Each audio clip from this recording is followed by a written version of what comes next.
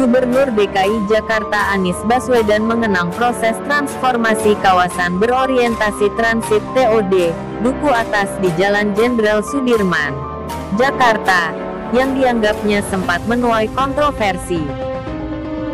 Ingat waktu itu sempat kontroversi karena melebarkan jalan untuk pejalan kaki, berdampak mengurangi jalan untuk kendaraan bermotor, ungkap Anies di Lebak Bulus, Minggu tanggal 10 Juli tahun 2022. Anies mengatakan, Jalan Jenderal Sudirman didesain untuk menjadi complete street yang memiliki trotoar, jalur sepeda, transportasi umum, hingga kendaraan pribadi.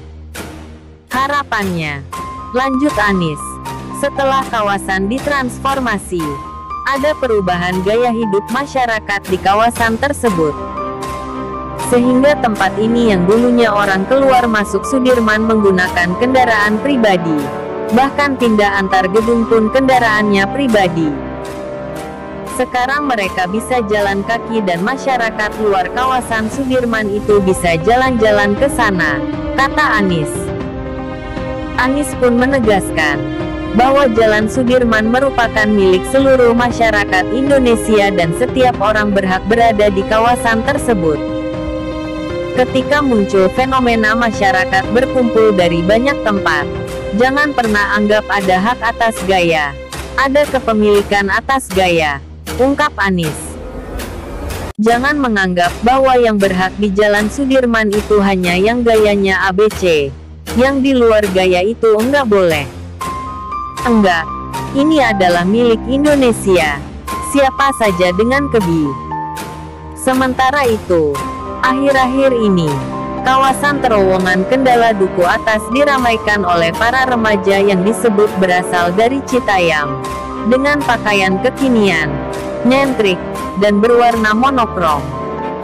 Fenomena ini kemudian disebut sebagai Citayam Fashion Week. Terowongan Jalan Kendala merupakan bagian dari penataan kawasan Duku Atas yang merupakan kawasan berorientasi transit atau Transit Oriented Development TOD. Jalur pedestrian ini ramai dilewati pejalan kaki lantaran terletak di lokasi yang strategis, yakni berdekatan dengan Stasiun Sudirman, Stasiun BNI City, dan Stasiun MRT Duku Atas. Terowongan Kendala sebelumnya merupakan jalur yang bisa dilintasi kendaraan. Jalur ini biasa digunakan untuk kendaraan berputar arah dari dua arah maupun melintas dari arah Pasar Blora Lama maupun permukiman warga Kebon Melati. Sejak Minggu tanggal 3 Maret tahun 2019 Jalan Kendala mulai ditutup untuk kendaraan. Hal ini demi merealisasi mimpi terciptanya TOD Duku Atas. Selain ditutupnya Jalan Kendala, pedagang kaki lima PKL, dan ojek online yang kerap mangkal di sekitar Stasiun Sudirman pun turut ditertibkan dalam prosesnya. Hal ini tentu membuat beberapa pihak merasa dirugikan.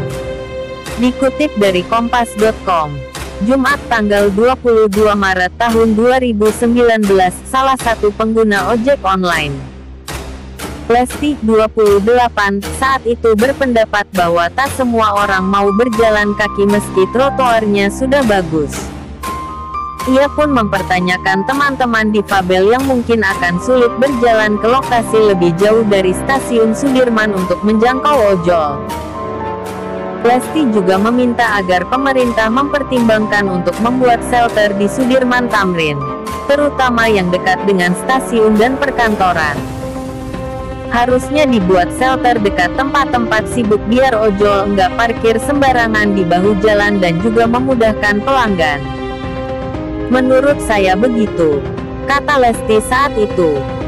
Selebriti tak hanya menggunakan media sosial, medsos untuk pamer kebolehan atau endorse. Beberapa selebriti terkadang menjadikan platform medoso mereka untuk menjual koleksi barang pribadinya. Hal yang sama dilakukan Rizky Bilar saat menawarkan mobil mewah kesayangannya, Ferrari California. Uniknya, suami Lesti Kejora itu membuat strategi sales yang cukup kreatif dan menghibur.